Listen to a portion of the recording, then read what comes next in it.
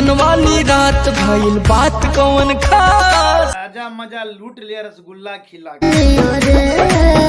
रसगुल्ला खिला के। जय बिहार जय भोजपुरी सुपर हाथ भैया गाना एगो मस्त आया हुआ रसगुल्ला खिला के। गोट गोट पे गहुल दूध के गिलास रे।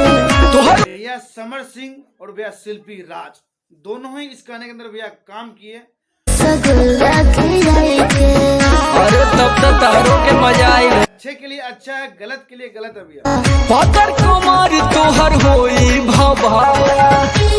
गाना में अगर डबल मीनिंग नहीं होगा तो गाना भोजपुरी चलेगा नहीं। वैसे भी समर सिंह जैसे बात कौन खास का हो का भइल। भैया समर सिंह और भैया शिल्पी राज दोनों ही इस गाने के अंदर भैया काम किए।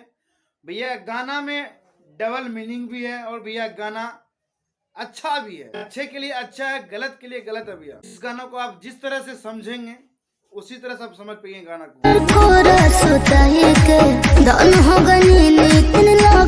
आपके ऊपर डिपेंड करता है कि आप किस तरह सोच रहे हैं। गाना है भैया बहुत ही मस्त और काफी सुपर डुपर है। यह गाना आया टेस्ट सीरीज भोजपुरी पे। गाना एकदम मस्त और मजेदार है भैया।